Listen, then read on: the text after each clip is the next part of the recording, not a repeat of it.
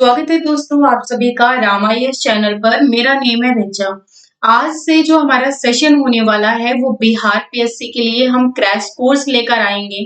आइए इसमें हम पॉलिटी का सेक्शन अभी डिस्कस कर रहे हैं। जैसा कि आप लोगों को पता है कि एग्जाम बहुत ही ज्यादा नजदीक आ चुका है। प्री का तो इसमें हम पूरी पॉलिटी डिस्कस नहीं करेंगे, क्रैश कोर्स टाइप डिस्कस करेंगे जिसमें आप कम समय में ज्यादा से ज्यादा रिवीजन कर सकें और एक सफलता हासिल कर सकें अपने एग्जाम में। तो जो भी स्टूडेंट्स इस एग्जाम को दे रहे हैं उनके लिए तो ये कोर्स बहुत ही ज्यादा बेनिफिशियल है। लेकिन अगर कोई नेक्स्ट ईयर देने वाला है या और नेक्स्ट ईयर भी देने वाला है तो वो भी इस कोर्स को देख सकते हैं। आप सभी के लिए बहुत ज्यादा बेनिफिशियल है। साथ ही में और सारी जानकारी जो है वो आपको कमेंट बॉक्स में दे दी जाएंगे। डिस्क्रिप्शन के लिंक सारी चीजें आपको, टेलीग्राम की लिंक सारी चीजें आपको उसमें मिल जाती है डिस्क्रिप्शन बॉक्स में, आप चेक कर लिया करिए। तो यहाँ पे बिहार पीसीएस का हमारा ये जो क्रैश कोर्स चलाने का मोटिव ये है कि आपके पास देखिए यहाँ पे जितने भी हम चीजें डिस्कस करेंगे वो काफी शॉर्ट में डिस्कस करेंगे तो आपका एक रिवीजन तो होते जाएगा। लेकिन आपको लगता है कि कुछ चीजें जो है वो आपके क्लियर नहीं है तो आपको अपने नोट्स जो है वो आपके पास जो भी नोट्स हो, क्लास नोट्स या आपने जहां से भी प्रिपेयर किया है तो वो नोट्स आपके होंगे, उन्हें आप एक बार रिवाइज कर लीजिएगा अगर आपको प्रॉब्लम आती है। वरना ये आपके लिए एक बेस्ट तरीका है, आप यहीं से कर सकते हैं। तो चलिए बिना देरी किए हुए स्टार्ट करते हैं आज का सेशन। यहाँ पे अगर हम बात करें पॉलिटी के सेक्शन की बात आज हम करने वाले हैं। पॉलिटी यानी भारतीय राज व्यवस्था जिसे हिंदी में कहा जाता है। तो डायरेक्ट हम प्रस्तावना में आए क्योंकि उससे पहले की जो चीजें हैं वो इतनी ज्यादा इम्पोर्टेंट नहीं है, लेकिन थोड़ा सा हमें डिस्कशन कर लेना चाहिए। हम भारत देखिए आजाद होना तय हो गया था कि भारत को कुछ टाइम बाद जो है 15 अगस्त 1947 से पहले ये तय हुआ कि आजादी भारत को दे दी जाएगी। लेकिन भारत को आजादी दे दी जाएगी तो वहां पे जो अंग्रेज थे वो ये चाहते थे कि वो अपना कानून बना लें, उनकी अपनी व्यवस्था हो, ताकि उसके बाद जब वो जाएं यहाँ से भारत छोड़कर तो वो शांति से जा सकें। इसी समस्या का निजात खोजने के लिए जो ब्रिटिश संसद थी उसने प्रतिनिधि मंडल भेजा था 24 मार्च 1946 को। ये किसकी अध्यक्षता में भेजा गया था? लॉर्ड वेवेल की अध्यक्षता में भेजा गया था, जिसे हम किस नाम से जानते हैं? कैबिनेट मिशन के नाम से जानते हैं। तो ये जो फैक्चुअल इंफॉर्मेशन है अगर आपके पास नहीं लिखी हुई है तो इनके आप शॉर्ट नोट्स बना लीजिएगा क्योंकि बहुत ज्यादा इम्पोर्टेंट है। अगर हम देखिए यूपीएससी और बिहार पीसीएस में एक चीज हमारे लिए समझना बहुत ज्यादा जरूरी है, वो है अगर हम धीरे धीरे देखें तो थोड़ा सा कॉन्सेप्ट लेके चला जा रहा है अब के पीसीएस में। लेकिन उसके अलावा अगर हम बात करें यूपीएससी और स्टेट पीसीएस की बात करें, जैसे अगर हम कुछ एग्जाम्स में अभी पहले हुए एमपी पीसीएस का हुआ, यूपी पीसीएस का हुआ, बिहार पीसीएस भी हर साल होता है, उसका भी पीएससी होता है। तो यहाँ पे अगर हम देखें कि अब धीरे धीरे स्ट्रक्चरल क्वेश्चंस आ रहे हैं। पहले जो क्वेश्चंस पूछे जा रहे थे उनका जो नेचर हम देखते हैं वो बहुत ज्यादा फैक्चुअल हुआ करता था, लेकिन अब धीरे धीरे कंसेप्ट की तरफ भी स्टेट पीसीएस बढ़ रहा है। तो अब हमें जो अपने कोर्स में करना है वो कंसेप्ट तो देखना ही है, लेकिन फैक्चुअल इंफॉर्मेशन भी साथ लेके चलना है, वो बहुत ज्यादा इम्पोर्टेंट। ये आपके मॉडर्न हिस्ट्री के लिए भी इम्पोर्टेंट हो जाएगा और पॉलिटी के लिए भी, कैबिनेट मिशन वाला। अब यहाँ पे इसमें एक संविधान सभा का गठन किया गया। संविधान सभा के गठन में ये तय किया गया कि यहाँ पे अपना कॉन्स्टिट्यूशन ये बना लेंगे, जिस तरीके से आगे वर्क करेंगे, कौन सी गवर्नमेंट होगी क्या। तो अगर हम ब्रिटिशर्स की तरफ से देखें तो ब्रिटिशर्स की तरफ से 3 ढांचे तैयार किए गए थे,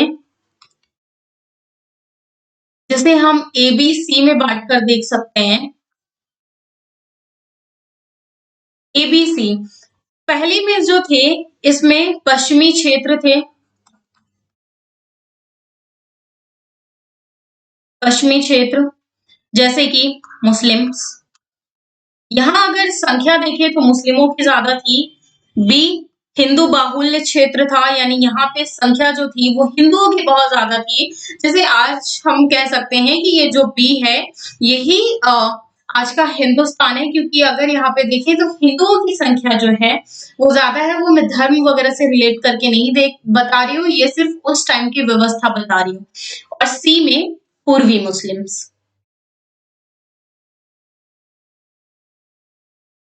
पूर्वी मुस्लिम में अगर आज का कौन कौन सा क्षेत्र आता है, अगर आपको पता है तो कमेंट करके जरूर बताइएगा। तो ये जो चीजें थी, अब यहाँ पे लगभग 389 सीटों पर यहाँ पे चुनाव होता है, जिसमें ऐसा हम कह सकते हैं कि कांग्रेस के पास ज्यादा सीटें थी, लेकिन मुस्लिम लीग के पास भी काफी सीटें थी। 389 सीटों में टोटल जो थी वो 389 सीटें थी, जिसमें से 210 सीटें जो थी वो मात्र कांग्रेस के पास थी। तो यहाँ पे बहुत सारी चीजें हुई। वो जो है वो एक स्टोरी टाइप है, तो वो स्टोरी एग्जाम्स में नहीं पूछी जाती है। हमारा जो मेन मोटिव है वो पीटी के लिए मेन चीजें देखना है। तो यहाँ पे फाइनली जो है वो कॉन्स्टिट्यूट असेंबली जो है उसे फॉर्मेट किया जाता है। तो फर्स्ट जो स्थायी अध्यक्ष बनते हैं, क्योंकि अभी तक स्थायी अध्यक्ष का चुनाव नहीं हो सका था, इस कारण अस्थायी अध्यक्ष बनाए जाते हैं। 9 दिसंबर 1946 को कौन बनाए गए थे? सच्चिदानंद सिन्हा बनाए गए थे। ये चीजें हैं, ये आपको याद रखनी है। ये इसलिए याद रखनी है क्योंकि स्टेट पीसीएस के लिए है, और स्टेट पीसीएस में बहुत ज्यादा स्टेट फॉरवर्ड क्वेश्चन पूछ लिए जाते हैं। इंटरेस्टिंग बात ये है कि ये बिहार से ही थे, बिकॉज बिहार पीएससी के लिए है, तो हो सकता है डायरेक्टली क्वेश्चन यहाँ से पूछ लिया जाए। अब जब अस्थायी सदस्य इनको चुन लिया गया सच्चिदानंद सिन्हा जी को, तो उसके बाद 11 दिसंबर 1946 को ही डॉक्टर राजेंद्र प्रसाद जी को, जो कि हमारे फर्स्ट प्रेसिडेंट बनते हैं आगे चलकर, उन्हें चुना गया था। डॉक्टर राजेंद्र प्रसाद। यहाँ से आपको ये याद रखना है कि जो अस्थायी सदस्य थे वो डॉक्टर सच्चिदानंद सिन्हा जी थे, और जो स्थायी सदस्य थे हमारी कॉन्स्टिट्यूशन असेंबली के, वो थे डॉक्टर राजेंद्र प्रसाद। ये भी बिहार से बिलोंग करते थे। तो ये जो दोनों चीजें याद रखिएगा। फाइनली हमारा कॉन्स्टिट्यूशन जो है वो बनकर तैयार होता है। ये मुझे बताने की आवश्यकता नहीं है कितने दिनों में बनकर तैयार होता है, ये आप मुझे कमेंट बॉक्स में कमेंट करके बताइएगा, क्योंकि ये बहुत ज्यादा छोटी छोटी चीजें हैं, ये तो छोटे बच्चों को भी पता होता है। फाइनली हमारा कॉन्स्टिट्यूशन बनकर जो तैयार हो जाता है वो होता है 11 दिसंबर 1940, सॉरी 11 दिसंबर नहीं, 26 नवंबर को। 26 26 नवंबर 1949 को हमारा कॉन्स्टिट्यूशन जो है वो बनकर तैयार हो जाता है। उसी टाइम पे कहा गया कि हम जो अपने कॉन्स्टिट्यूशन को अंगीकृत, आत्मार्पित और अधिनियमित करते हैं।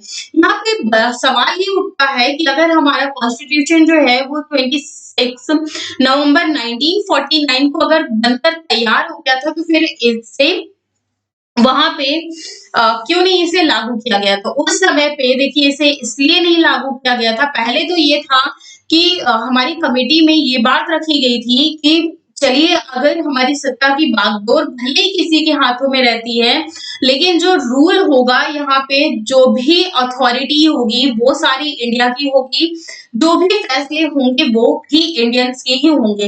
लेकिन फिर कॉन्स्टिट्यूशन बनते बनते ये भी आ गया कि जो हमारी कमांड होगी वो भी हमारे हाथों में ही होगी। फाइनली हमारे कॉन्स्टिट्यूशन को 26 जनवरी 1950 को लागू कर दिया गया था, पूर्ण स्वराज्य के साथ। अब जब ये कॉन्स्टिट्यूशन हमारा बना, तो अब उसमें हम ये भी देख लेते हैं कि कितने आर्टिकल्स थे। और आज प्रेजेंट टाइम में, तो जब हमारा 1950 के आसपास के हम देखेंगे कि कितने हमारे कॉन्स्टिट्यूशन में आर्टिकल्स थे, कितने भाग थे और कितनी अनुसूचियां हैं, क्योंकि ये इम्पोर्टेंट है, उस टाइम पे पूछ लिया एग्जाम्स में पूछ लिया जाता है। तो अगर हम बात करें तो 22 भाग थे। आज अगर हम प्रेजेंट टाइम की बात करें, प्रेजेंट टाइम, इधर प्रेजेंट सिनेरियो ले लेते हैं, और इन्हें आप स्क्रीनशॉट भी कर सकते हैं नोट्स को, या फिर आप अपना लिख सकते हैं। प्रेजेंट टाइम में 25 है, लेकिन अगर आप ओरिजिनल कॉन्स्टिट्यूशन या बेयर एक्ट वगैरह में आप देखेंगे तो आपको 22 भाग ही मिलेंगे। यहाँ पे प्रेजेंट में 25 भाग मैंने आपको इसलिए बताया क्योंकि टाइम टू टाइम अमेंडमेंट्स होते रहते हैं, हमारे कॉन्स्टिट्यूशन में अमेंडमेंट्स होते हैं यानी संशोधन होते हैं, तो उसके थ्रू जो है ये 25 भाग हो गए हैं। आर्टिकल्स की बात करें तो आर्टिकल जो है ये 395 आर्टिकल थे, आज भी 395 आर्टिकल ही हैं। अब आप बोलोगे कि मैम बहुत सारे आर्टिकल्स जो है वो जोड़े जाते हैं। अब जैसे आप देखेंगे पहले आर्टिकल नंबर 21 था, लेकिन अब आप देखेंगे कि आर्टिकल नंबर 21 कैपिटल ए भी आ गया है। तो जितने जो है वो बाद में जोड़े गए वो कैपिटल नंबर के साथ, जैसे ए बी सी इस टाइप से जोड़े जाते हैं। ये यहाँ पे ये इस टाइप से जोड़े जाने का मोटिव सिर्फ इतना होता है कि जो हमारे नंबर्स हैं आर्टिकल्स के वो बहुत ज्यादा बढ़ते ना जाए, क्योंकि अगर हम अपने कॉन्स्टिट्यूशन की बात करें तो हमारा कॉन्स्टिट्यूशन अपने आप में ही उसमें इतने सारे आर्टिकल्स हैं, भाग हैं, अनुसूचियां हैं, तो बहुत ज्यादा लेंदी हो जाता है, तो इसके नंबर्स बहुत ज्यादा ना बढ़े, इसलिए जब भी इनमें जोड़े जाते हैं तो नंबर्स के साथ कोई छेड़खानी नहीं की जाती, बस उनमें ए बी सी साथ ही में सब क्लॉज वगैरह भी जोड़ दिए जाते हैं। 8 अनुसूचियां थी उस समय पे,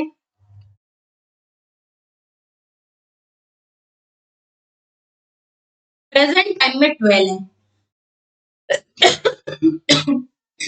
साथ ही में इसमें जो 10वीं अनुसूची है वो ज्यादा इम्पोर्टेंट है, क्योंकि अभी फिलहाल में करंट में थी। 10वीं अनुसूची किस चीज से रिलेटेड है? 10वीं अनुसूची हमारी रिलेटेड है दल बदल विरोधी कानून से, दल बदल कानून से, दल बदल कानून से रिलेटेड है, इसलिए ये हमारे लिए इम्पोर्टेंट हो जाती है, आपके एग्जाम के लिए इम्पोर्टेंट हो जाती है। अब इसमें आपको एक चीज याद रखना है, ये जितने भी 22 भाग हैं ये मैं एक तरफ से लिखने बैठूंगी तो काफी ज्यादा लेंथी हो जाएगा। आपको करना क्या है कि ये आपका होमवर्क है, आपको सारे भाग रिवाइज कर लेने हैं, या फिर इन्हीं नोट्स के साथ एक साथ आप अपनी स्पाइरल में लिख लीजिएगा, तो एग्जाम के 1-2 दिन पहले आपके लिए रिवाइज करना बहुत ज्यादा इम्पोर्टेंट हो जाएगा।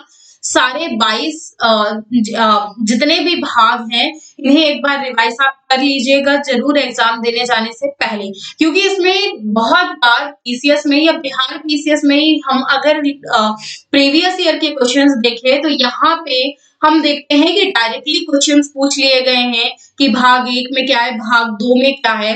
तो अगर हम बात करें 1 to 10 बहुत ज्यादा इम्पोर्टेंट है, उसके अलावा 19, 20 वैसे इम्पोर्टेंट तो सारे ही हैं, लेकिन ये बहुत ज्यादा इम्पोर्टेंट है। दल बदल कानून यानी 10वीं अनुसूची भी याद रख लीजिएगा, हो सकता है एग्जाम में पूछ लिया जाए क्योंकि अभी करंट में था। और अगर हम करंट की बात करें तो करंट में पीसीएस वगैरह में काफी ज्यादा स्ट्रेट फॉरवर्ड क्वेश्चंस ही पूछे जाते हैं। अब आते हैं हम अपने प्रस्तावना में। ये तो थी हमारी इधर उधर की बातें जो कि हमने कर ली, लेकिन इसमें भी बहुत ज्यादा इम्पोर्टेंट है, तो इन्हें आप याद रखिएगा। अब हम चलते हैं प्रस्तावना में। प्रस्तावना यानी प्रियम्बल, अगर हम अपने कॉन्स्टिट्यूशन में एग्जैक्ट वर्ड देखें तो हमारे कॉन्स्टिट्यूशन में हम प्रस्तावना तो कह देते हैं, लेकिन हमारे कॉन्स्टिट्यूशन में जो वर्ड लिखा हुआ है वो लिखा हुआ है उद्देशिका,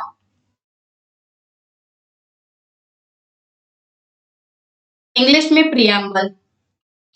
जो मेन वर्ड्स है ना वो मैं आपको कहूंगी कि थोड़ा सा आप इंग्लिश में, भले ही आपका हिंदी मीडियम है लेकिन थोड़ा सा आप इंग्लिश में भी याद रख लें, क्योंकि स्टेट पीसीएस या फिर यूपीएससी, अभी हम यूपीएससी की ही बात करें तो उसने एक हिंदी और इंग्लिश के क्वेश्चन में इतना बड़ा फॉल्ट किया था कि शायद उस क्वेश्चन से पूरा का पूरा मीनिंग ही चेंज हो गया था।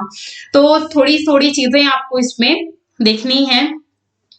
अगर हम देखिए उद्देशिका या फिर प्रस्तावना देखें, इसका कॉन्सेप्ट कहाँ से आता है, तो 13 जनवरी 1946 में 1946 में पंडित जवाहरलाल नेहरू जी एक उद्देश्य प्रस्ताव रखते हैं। तो उस उद्देश्य प्रस्ताव में आपको ये याद नहीं रखना है कि क्या-क्या बातें थी, बस आपको इतना याद रखना है कि वो जो उद्देश्य प्रस्ताव उनके द्वारा रखा गया था, वो वही उस उद्देश्य प्रस्ताव में जितनी भी चीजें थी, वो हमारी उद्देशिका या फिर प्रस्तावना में डाल दी गई थी। तो अगर हम प्रस्तावना की बात करें तो प्रस्तावना जो है वो मेनली 3 सेक्ट में डिवाइड होती है। इन्हें हम अलग-अलग लेकर देखेंगे, लेकिन देख लेते हैं कि पहला पहला है सत्ता का स्रोत। आखिर ये सत्ता का स्रोत है क्या? इसमें क्या-क्या बातें शामिल होती हैं? अभी देखेंगे। उसके बाद फिर सत्ता का स्वरूप या फिर शासन का स्वरूप। बहुत शॉर्ट में चीजें हैं, लेकिन बहुत ज्यादा इम्पोर्टेंट है। इन्हें आप लिख लीजिएगा अगर आपके पास नोट्स वगैरह नहीं है, या नोट्स आप परचेज भी कर सकते हैं। डिस्क्रिप्शन में आपको सारी इंफॉर्मेशन मिल जाएगी। और सत्ता का उद्देश्य,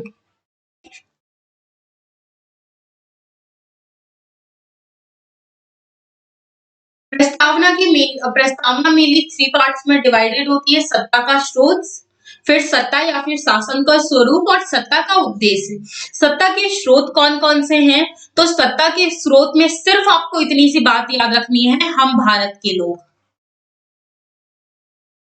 वैसे जितनी चीजें मैं आपको बताऊंगी तो उतनी तो आप याद ही रख लीजिएगा, लेकिन अगर आप पूरी प्रस्तावना याद रख सकें तो बहुत अच्छी बात है, क्योंकि एक बार यूपीपीसीएस में डायरेक्टली प्रस्तावना के बारे में ही पूछ लिया गया था। उसके जो छोटे-छोटे टर्म्स हैं वो तो हर साल पूछे जाते हैं, लेकिन कभी-कभी यहाँ से डायरेक्ट प्रस्तावना के बारे में ही पूछ लिया जाता है, तो याद कर लीजिएगा अगर हो सके, नहीं तो जितना बता रही हूँ उतना कर लीजिएगा।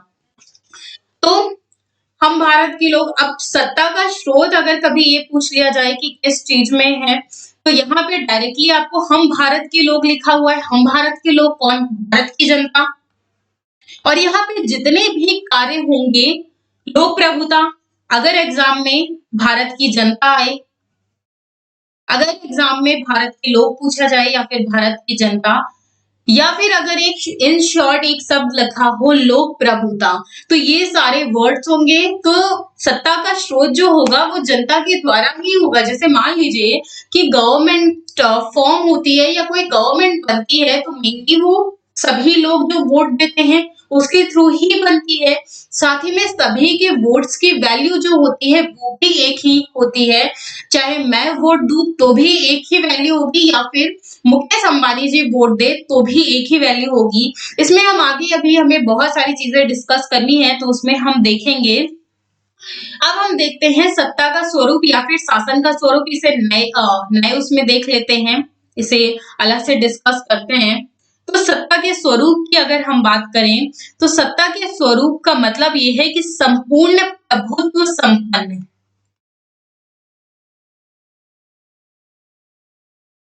संपूर्ण प्रभुत्व संपन्न। भारत में जो भी कार्य किए जाएंगे वो लोगों के लिए किए जाएंगे, लोगों की भलाई के लिए कार्य किए जाएंगे। जिसमें लोगों की भलाई होगी, यहाँ पे वही कार्य किए जाएंगे। अगर यहाँ पे लोगों की भलाई नहीं है तो वो काम नहीं किए जाएंगे। साथ ही में इसमें 3 वर्ड्स जो हैं वो भी जोड़े गए थे। जैसे एक वर्ड था, अब इसमें कुछ और कॉन्सेप्ट्स हैं अलग-अलग। समाजवादी, अब ये समाजवादी देख लेते हैं, इनको भी थोड़ा-थोड़ा डिस्कस कर लेते हैं। तो इसी के अंतर्गत ही समाजवादी आता है। समाजवादी फर्स्ट टाइम जो यूज किया गया था वो किया गया था 42वें संविधान संशोधन के तहत। ये जो वर्ड जोड़ा गया था, ये 42वें संविधान संशोधन के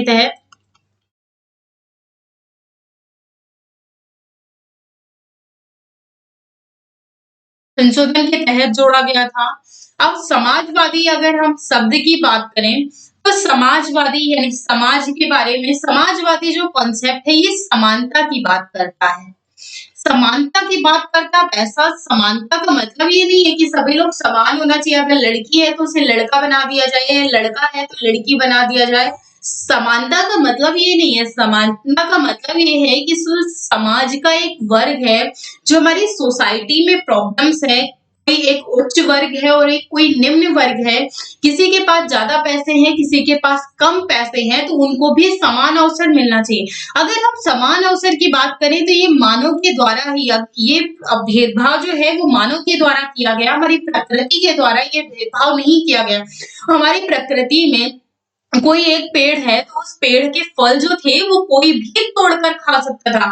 उसमें ऐसा नहीं लिखा हुआ था कि ये गरीब है तो ये नहीं खा सकता, ये अमीर है तो वो खा सकता है। यहाँ पे रिसोर्सेस थे, किसी ने ज्यादा हड़प ली और किसी ने इतना भी नहीं कर पाया कि वो 2 वक्त का खाना भी जुटा सके। तो मेनली समाजवादी जो लोग हैं वो समानता की बात करते हैं कि सभी के लिए इक्वालिटी होना चाहिए, सभी को रिसोर्सेस मिलने चाहिए।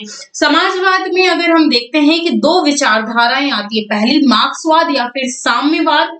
ये वर्ग संघर्ष की बात करते हैं, ये क्रांति की बात करते हैं। इनका जो मूल्य है वो समाज में समानता लाने का है, लेकिन इनका उद्देश्य जो है वो ये मानते हैं कि किसी भी तरीके से हमारा उद्देश्य पूरा होना चाहिए, लोगों को समानता मिलनी चाहिए, चाहे वो संघर्ष के थ्रू हो या फिर डेमोक्रेटिक हो। तो इनका मेनली जो डेमोक्रेटिक तो होता नहीं है, वर्ग संघर्ष, क्रांति और ये मेनली हिंसा की बात करते हैं। वही समाजवादी में दूसरा पक्ष होता है लोकतांत्रिक समाजवाद का। लोकतांत्रिक समाजवाद में चुनाव होता है, जैसे हमारी जो गवर्नमेंट पार्टीज है वो इलेक्शन लड़ती हैं, नेता इलेक्शन लड़ते हैं, उसमें हमें जो पसंद होता है हम उनको वोट करते हैं, उसके बाद वो चुनकर आते हैं। तो कहीं ना कहीं हम देख सकते हैं कि वो हमारे द्वारा ही चुने गए ना। हमने जिनको वोट दिया, जो बहुमत से जीता, उसने अपनी पार्टी बनाई और उसके अलावा संसद के कानून बनाए जाते हैं। साथ ही में उनको सही ढंग से फॉलो किया जाता है, समानता यानी सभी को समान अवसर मिले।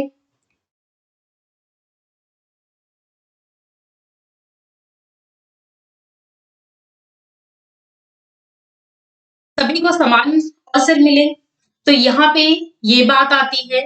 उसके अलावा नेक्स्ट वर्ड आता है पंथ निरपेक्ष। इनके बारे में भी थोड़ा थोड़ा डिस्कस कर लेते हैं, बहुत ज्यादा डिटेल में हमें नहीं जाना है, लेकिन जिस टाइप से क्वेश्चंस पूछे जा सकते हैं उस टाइप से हम डिस्कस कर लेते हैं। पंथ निरपेक्षता, इसे हिंदी में बोला जाता है, सॉरी इंग्लिश में बोला जाता है सेक्युलर। जैसे बोला आप लोगों ने सुना होगा India is a secular country. आखिर ये सेक्युलर होता क्या है? सेक्युलर का डायरेक्टली यहाँ पे मीनिंग आप ये समझ सकते हैं कि राज्य का क्या होगा, कोई भी धर्म नहीं होगा।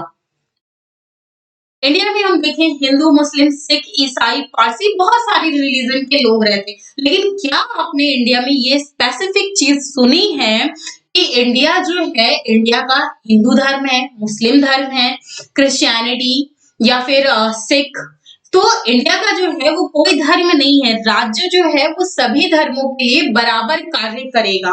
यहाँ पे 2 चीजें निकल कर आती हैं कि राज्य जो है वो सभी के लिए बराबर कार्य करेगा। जैसे मान लीजिए कि मैं धर्म यात्रा पर जाना चाहती हूँ, लेकिन मेरे पास रिसोर्सेस नहीं है, मेरे पास पैसे नहीं है, तो गवर्नमेंट जो है वो मुझे सब्सिडी दे सकती है।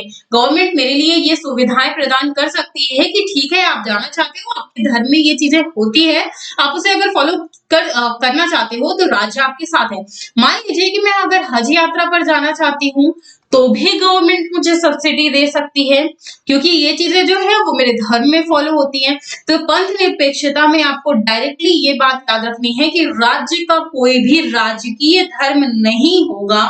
उसके अलावा सभी धर्मों के अनुयायी, जो भी धर्म के फॉलोवर्स हैं, उन सभी को समान अवसर दिए जाएंगे, सभी के लिए एमिनिटीज उपलब्ध करवाई जाएंगी। तो ये चीज याद रखिएगा। अभी हमने 2 कॉन्सेप्ट समझे हैं, समाजवाद एंड उसके अलावा पंथ निरपेक्षता। अब आता है लोकतंत्र। लोकतंत्र में एक बहुत ही ज्यादा प्रचलित परिभाषा है जो कि हर किसी को याद होती है। लोकतंत्र का अगर अर्थ हम देखें तो जनता का, जनता के द्वारा और जनता के लिए शासन। देखिए एक चीज हम याद रखिए कि मोदी जी जो हैं वो शासन कर रहे हैं, बिल्कुल हमारे प्राइम मिनिस्टर हैं, लेकिन एक टाइम वो भी जो थे वो जनता थे, उसके बाद वो गवर्नमेंट में आए, उसके बाद उनके पास कुछ पावर्स आए और वो डिफरेंट हो गए थोड़ा, तो ये चीज हम कह सकते हैं। लेकिन लोकतंत्र में जनता का शासन जनता के द्वारा और जनता के लिए ही होना चाहिए, तभी यहाँ पे सही ढंग से जो कार्य हैं वो हो सकते हैं। यहाँ पे आपको दो चीजें याद रखनी है, दो तरीके से लोकतंत्र फॉलो किया जाता है, एक तो है प्रतिनिधि लोकतंत्र और एक है सहभागी लोकतंत्र। ये कभी-कभी एग्जाम में पूछ लिया जाता है, तो इनके आप टाइप याद रख लीजिएगा, प्रतिनिधि लोकतंत्र एंड सहभागी लोकतंत्र। तो बी टाइप का जो फॉर्मेट है वो इंडिया में कॉन्सेप्ट नहीं है, इसका कॉन्सेप्ट जो है वो ओनली स्विट्जरलैंड में है। सहभागी लोकतंत्र का जो कॉन्सेप्ट है वो सिर्फ स्विट्जरलैंड में है। प्रतिनिधि लोकतंत्र की अगर हम बात करें, प्रतिनिधि लोकतंत्र में होता क्या है कि किसी बॉडी को हम अपने द्वारा चुनकर भेजते हैं, इसमें हम सभी की सहमति होती है। मान लीजिए कि क्या कोई ए नाम का व्यक्ति है, ये इलेक्शन में खड़ा होता है, सभी लोग इसे वोट देते हैं एंड उसके बाद ये मिनिस्टर बनता है, तो यहाँ पे हम ये चीज कह सकते हैं कि ये जो है वो हम सभी की सहमति से बना है। तो ये है वो होता है प्रतिनिधि लोकतंत्र, यानी जिसमें सभी की सहमति आवश्यक हो या सभी की सहमति शामिल हो। उसके बाद नेक्स्ट वर्ड आता है गणराज्य।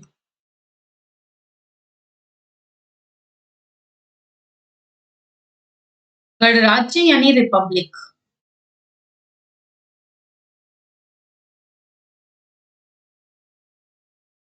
अब यहाँ पे गणराज्य में क्या-क्या चीजें शामिल होती हैं वो भी हम देख लेते हैं। आई होप आपको ये तीन चीजें जो हैं वो बहुत ही अच्छे से समझ में आ गई होंगी।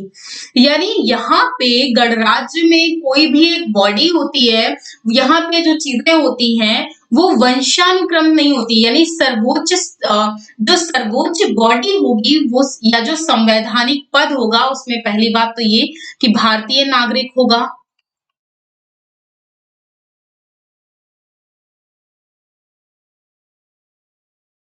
अगर हम सर्वोच्च संवैधानिक पद की बात करें या एग्जाम में आ जाए तो कौन होता है, हमारे प्रेसिडेंट साहब होते हैं।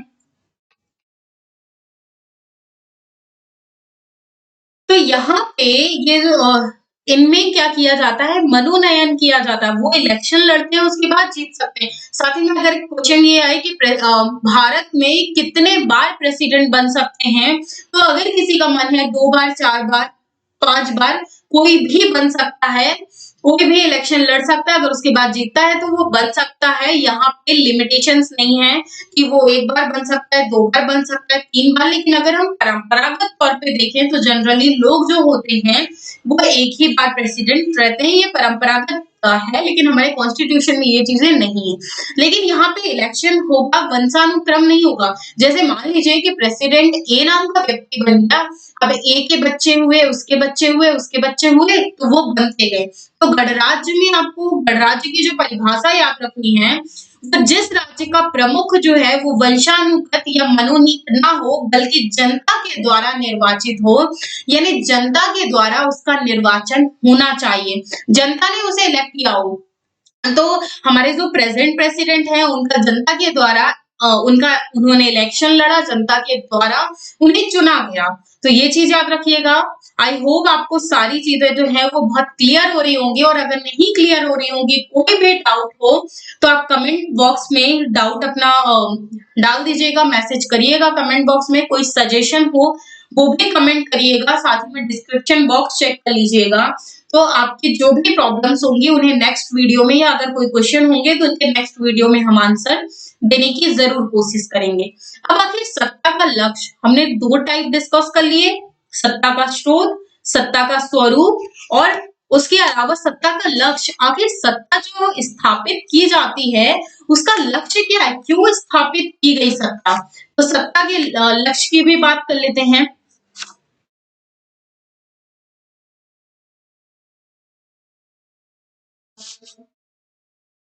सत्ता का लक्ष्य, आखिर सत्ता का लक्ष्य क्या है।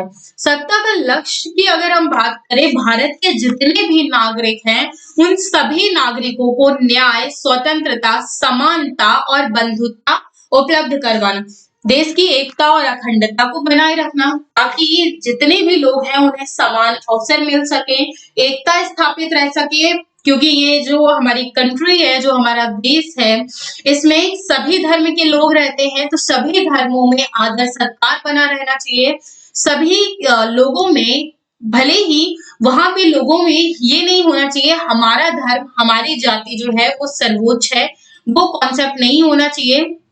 तो न्याय, समानता,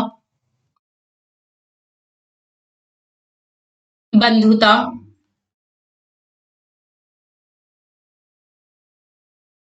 स्वतंत्रता, ये सारी चीजें उपलक्ष लोगों को प्रोवाइड करवाना, यही जो है वो सत्ता का लक्ष्य है। सत्ता जो है सभी लोगों को प्रोवाइड करवाएगी।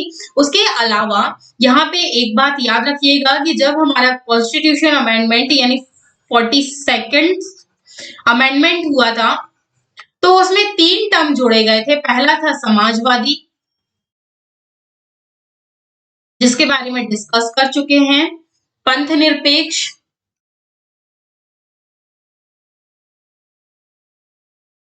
एंड अखंडता। ये चीज भी याद रख लीजिएगा। हो सकता है क्वेश्चन में ऐसा दे दे, समाजवादी, पंथ निरपेक्ष और अखंडता किस कॉन्स्टिट्यूशन अमेंडमेंट के तहत यानी किस संविधान संशोधन के तहत जोड़े गए थे, तो वो था 42वां। या फिर आपसे ये भी पूछ सकता है कि 42वें संविधान संशोधन के तहत हमारी प्रस्तावना में 3 शब्द कौन कौन से जोड़े गए थे, तो वो थे समाजवादी, पंथ निरपेक्ष और अखंडता। ये चीजें आप बिल्कुल याद रखिएगा, बहुत ज्यादा इंपॉर्टेंट है। कॉन्सेप्ट तो याद रखना ही रखना है, लेकिन बार बार कह रही हूँ कि आपको फैक्चुअल चीजें भी याद रखनी है, क्योंकि एग्जाम्स में पूछी जाती है। टाइम टू टाइम अगर हम देखें तो हमारी प्रस्तावना ये आलोचना भी होती रही है, कुछ केसेस आए हैं, वो केसेस भी देख लेते हैं। उसके बाद हमारे डिस्कशन को एंड करेंगे। आज के डिस्कशन में हमारा जो प्रस्तावना है वो हमने कंप्लीट किया, उसके बाद आगे हम नेक्स्ट चीजों पर बढ़ेंगे नेक्स्ट लेक्चर में। तो यहाँ पे हम देख लेते हैं कि क्या प्रस्तावना संशोधनीय है।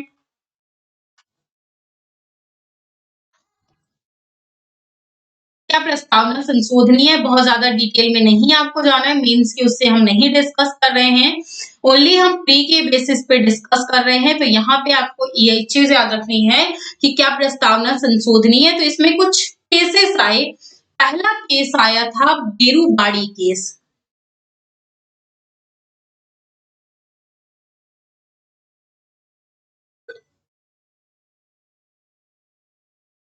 बेरूबाड़ी केस,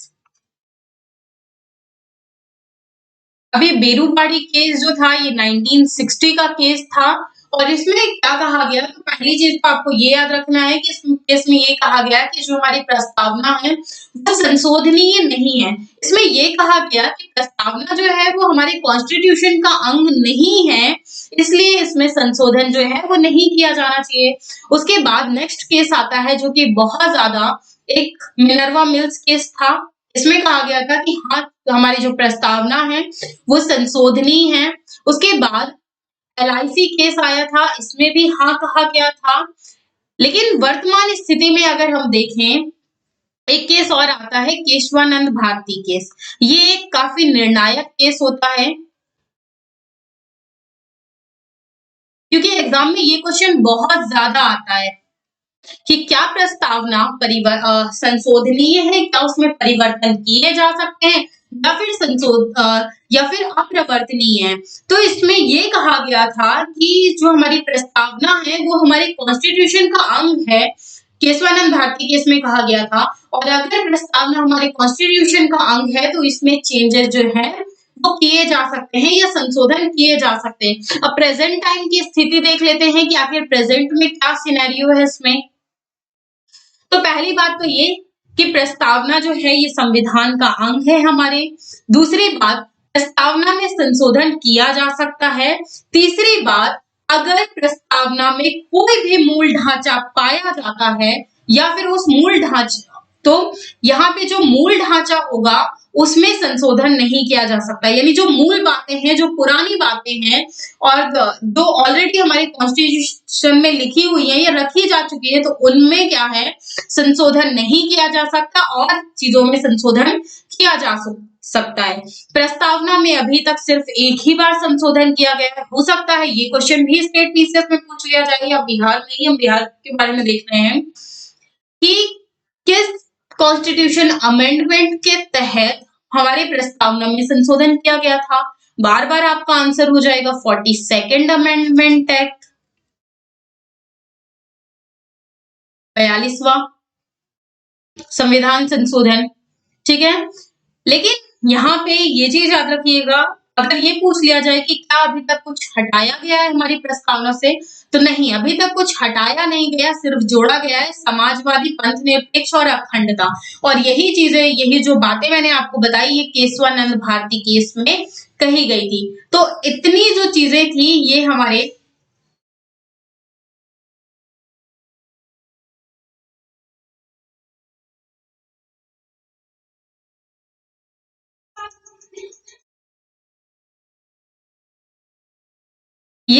आज के लेक्चर में कही गई थी।